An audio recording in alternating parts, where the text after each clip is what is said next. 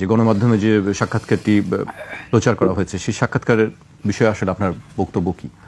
তিনি একটি কথা বলেছেন যে আসলে নির্বাচন করতে পারবে কি পারবে না সেটি আসলে নির্বাচন কমিশনই সিদ্ধান্ত নেবে। আপনার কি মনে হয় নির্বাচন কি আওয়ামী লীগ করতে পারবে? জি, অনেক ধন্যবাদ। গণতন্ত্রের ভিত্তিতে বহুমতের গ্রহণযোগ্যতায় যদি কাউকে অগ্রহণযোগ্য করা হয় সেটা কি হয় নাকি? আমি বলতে চাচ্ছি যে একটা বাড়িতে 5 ভাই আছে, 5 ভাইয়ের মধ্যে 4 ভাই মিলে সিদ্ধান্ত নিল আরেক ভাই থাকতে পারবে না, তো তারা কি বলবে যে আমরা গণতান্ত্রিক প্রক্রিয়ায় বেশিরভাগ মিলে সম্মতি নিয়েছি যে এক ভাই থাকতে পারবে না? এটা কি বের করা যায় নাকি? তো নির্বাচনটা একটা সামাজিক চুক্তি, রাজনৈতিক চুক্তি। যে রাজনৈতিক চুক্তিতে আপনার হলো অনেকগুলো দল মিলে একটা দলের বিষয়ে সিদ্ধান্ত নিতে পারে না যে সে এই মাঠে খেলতে পারবে না। তো এটা ওই 5 ভাইয়ের মতোই যে একটা কাউকে বাদ দেওয়া যায় না, এটা নৈতিক না। এখানে আমরা মুখে বলছি, জোরে জোরে বলছি যে আওয়ামী লীগ নিষিদ্ধ, এবং এখন যেই সুরে বলছি 1 মাস আগে আরো জোরে বলছি, 3 মাস আগে আরো জোরে বলছি, আরো 6 মাস আগে আমরা। জোরটা কমে যাচ্ছে। হ্যাঁ, জোরটা কমে যাচ্ছে কেন? তাই তো জোর কমে যাচ্ছে। স্বৈরাচার, এটা তো কারো গায়ে সিল মারা নাই যে অমুকই পার্মানেন্টলি স্বৈরাচার। আগে আমরা এই সাতকে স্বৈরাচার বলতাম, তো এরপরে সেই স্বৈরাচারের তোকমা কে নিল? শেখ হাসিনা নিল, তাই তো?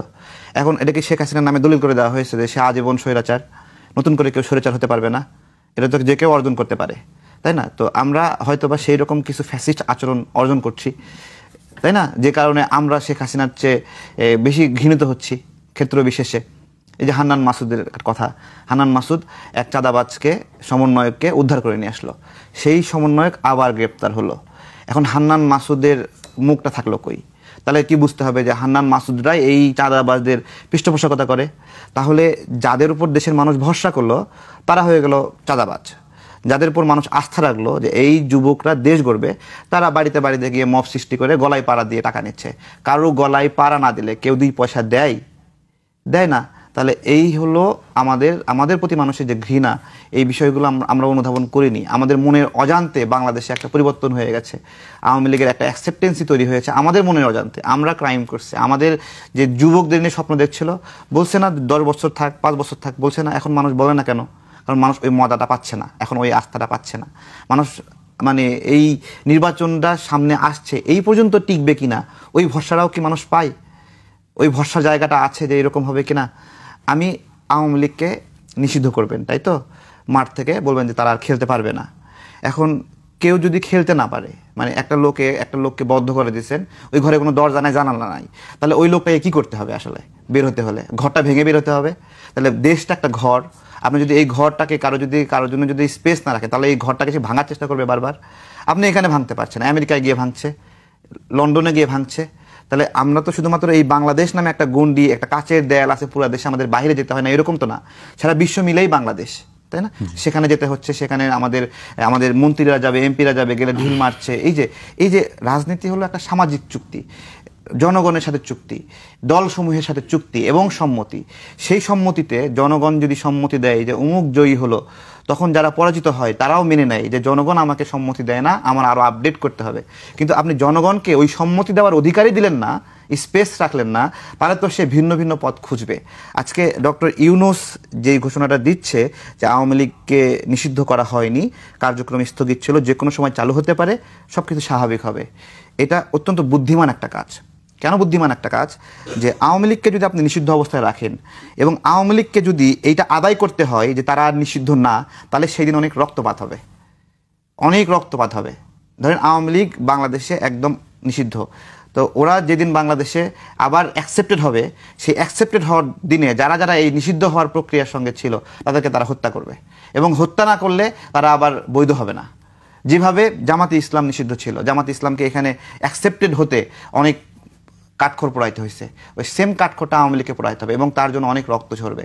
এবং আমি বলি, নিষিদ্ধ একটা জনপ্রিয় করার একটা প্রক্রিয়া। কাউকে নিষিদ্ধ করবেন, সে জনপ্রিয় হবে। আজকে জামাতে ইসলাম ছোট্ট একটা দল ছিল, ছোট্ট দল, সেই দল কেন এত হাইপে আসলো?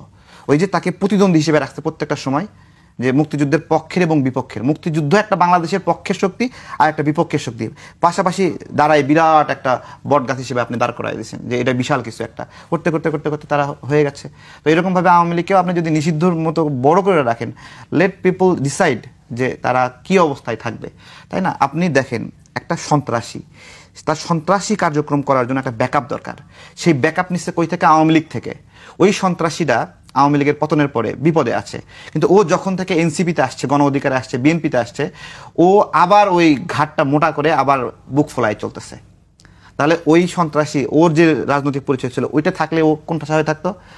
তাহলে আমরা সন্ত্রাসীদেরকে আমরা হলো ঠিকই গ্রহণ করতেছি, মানে খারাপ খারাপ মানুষ যারা অপকর্ম করার জন্য রাজনৈতিক দল পাল্টাচ্ছে তাদেরকে আমরা অ্যাকসেপ্টেন্সি দিচ্ছি, কিন্তু একটা দলে অনেক নিরীহ মানুষ আছে, সেই মানুষগুলোর রাজনৈতিক অধিকার আমরা কেড়ে নিচ্ছি। এবং আমরা যে শহীদ মিনারে যাই, শহীদ মিনারে গেলাম, স্মৃতিসৌধে গেলাম, পুরা ফাঁকা ফাঁকা। কেন নাই? স্মৃতিসৌধের কালচার কারা প্র্যাকটিস করে? শহীদ মিনারের কালচার কারা প্র্যাকটিস করে? তারা নাই। তার মানে ওই জনগণের ওই অংশ মনে করতেছে যে এই স্মৃতিসৌধটা এই মুহূর্তে আমাদের স্মৃতিসৌধ না, এই শহীদ মিনারটা এই মুহূর্তে আমাদের স্মৃতিসৌধ না, গেলাম না, তাই না? এই যে যাচ্ছে, তার মানে জনগণের মধ্যে একটা মুখ ফিরিয়ে নেওয়ার, এটা তো কথা ছিল না। গণ অভ্যুত্থান, আমরা বিজয়ী হয়েছি। তো বিজয়ীরা, সত্যিকারের বিজয়ী যারা, তারা নমনীয় হয়, সত্যিকারের যোদ্ধা, যেরকম যুদ্ধের সময় অনেক বীর দর্পে যুদ্ধ করে, যুদ্ধ শেষ হলে পরাজিত প্রতি আবার দয়াও করে। যে ব্যক্তিটা আহত হয়েছে, আপনার কাছে পরাজিত হয়েছে, তার ট্রিটমেন্ট আপনি দেবেন না, তাকে আপনি সুস্থ হওয়ার অধিকার দিবেন না। তো এই বিষয়গুলো আমরা মানছি না আর কি। আওয়ামী লীগ কি নির্বাচনে, তাহলে কি আগামী নির্বাচনে কি আওয়ামী লীগ অংশগ্রহণ করবে বলে আপনার মনে হয়? আপনি যদি জনগণের অধিকার, স্বতঃস্ফূর্ত অধিকারের কথা বলেন, তাহলে আমি বলি তাদের গ্রহণ করা উচিত। জনগণকে ঠকানো হবে তাহলে। জনগণ, আপনি নিজে জয়ী হওয়ার জন্য বলছেন যে আমার একটা প্রতিদ্বন্দ্বী কম থাকলে তাকে ডিসকোয়ালিফাই করো, তাই না? এছাড়া তো আর কোনো উদ্দেশ্য নাই। আপনি যদি আওয়ামী লীগের অপরাধীর প্রতি ক্ষোভ থাকতো, তাহলে শিশির মনির কিভাবে আপনার হলো আইজিপি মামুনের আইনজীবী হয়? তার ল ল্যাব কিভাবে আইজিপি মামুনকে রাজবন্দী হিসেবে মুক্ত করার চেষ্টা করতেছে? সে যদি আপনার কম্পিটিটর হয়, বেসিক্যালি তো সে তো আপনার কম্পিটিটর না, সে তো আপনি রাজনৈতিক তাকে ব্যবহার করতেছেন, জায়গায় জায়গায় কাজে লাগাচ্ছেন, এখানে দলে নিচ্ছেন, স্লোগান দেওয়াচ্ছেন, সেই স্লোগানের মাঝখানে জয় বাংলা স্লোগানও দিচ্ছে না। তাহলে আপনি বাস্তবে আওয়ামী লীগকে নিষিদ্ধ করছেন শুধুমাত্র আপনার রাজনৈতিক পথ পরিষ্কার করার জন্য। তো আপনার পথ পরিষ্কার করা তো জনগণের দায় না। তো জনগণ আপনাকে ভোট নাও দিতে পারে, আপনি 2 নাম্বার হবেন, এই প্রতিযোগিতায় আপনি টিকতে পারবেন না, এই জন্য আপনি আওয়ামী লীগকে নিষিদ্ধ চাইবেন, জাতীয় পার্টিকে নিষিদ্ধ চাইবেন। এটা তো অনৈতিক দাবি। ওই 5 ভাইয়ের মতো, যে 5 ভাই মিলে গণতান্ত্রিক প্রক্রিয়া বলতেছে এক ভাই বাসায় আর থাকবে না, আসলে কি বের করে দেওয়া যায়?